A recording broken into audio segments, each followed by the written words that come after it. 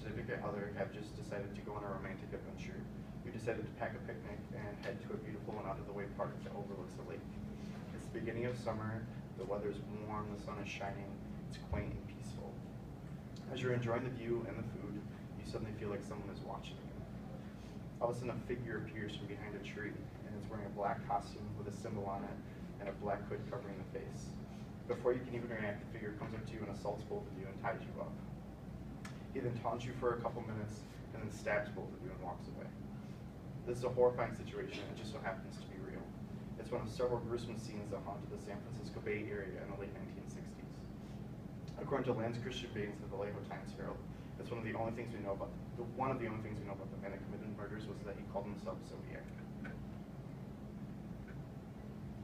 So he committed several murders and taunted police for years in that area.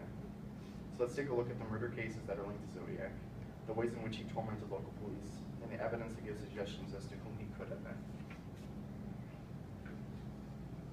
First, let's take a look at the murder cases that plagued the San Francisco Bay Area as a result of the Zodiac. Deborah Sherwood and Barry Wigmore chronologically list the murders linked to Zodiac in their 2007 Daily Mirror article. They claim that David Faraday and Betty Jensen were the first murders in September of 1968. And this was a couple that drove to a lover's lane late at night in that area when a car approached them from behind and parked behind them. And then a person got out of the car and approached their vehicle with what appeared to be a flashlight. It was actually a flashlight taped to a gun, and the Zodiac shot and killed both of them. Darlene Farron and Michael Magoo were next, July of 1969. They were actually on a golf course in the middle of the day, and the Zodiac waited for them to be secluded, and then he came out and shot both of them. Cecilia Shepard and Brian Hartnell were next. They were in September of 1969. There are actually two of them up there, and they were the picnicking couple that I talked about previously. Paul Stein was what's known to be the last Zodiac killing. He was actually a cab driver, and he was killed in October of 1969. It was said that he had picked up the Zodiac, and the Zodiac had shot him in the back of the head while in the back seat of his cab.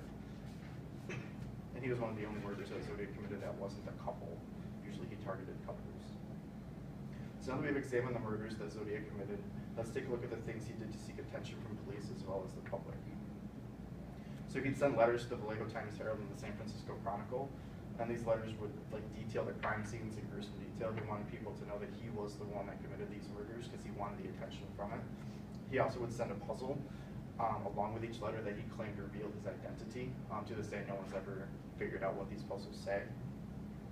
The letters that he'd send were very explicit, and he was very antagonistic. He would call the cops pigs, and he'd make fun of people for not figuring out who he was. He was also huge on branding. He would leave his symbol, which is at the bottom of the list, all of his crime scenes, as well as the letters he'd send and the puzzles that he'd send to the newspapers. He wanted people to become obsessed with him, and that's exactly what happened. One in particular was Robert Graysmith.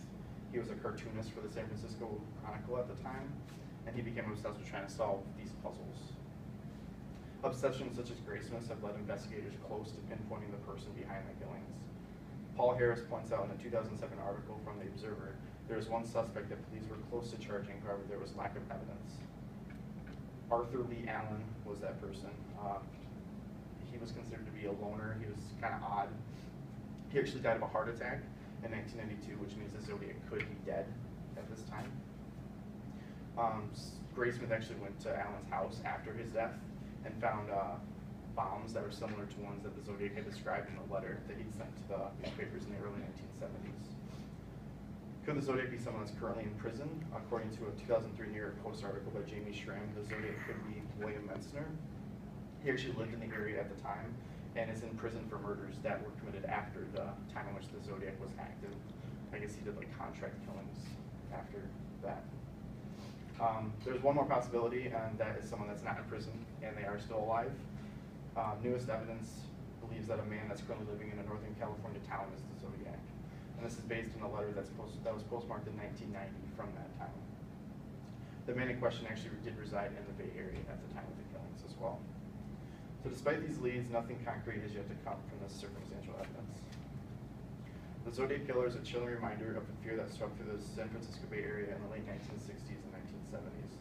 Remaining unsolved has left it even more spooky, as people are left to determine whether or not the killer is still alive. One thing is for certain, if I'm ever driving through Vallejo, I'm not stopping.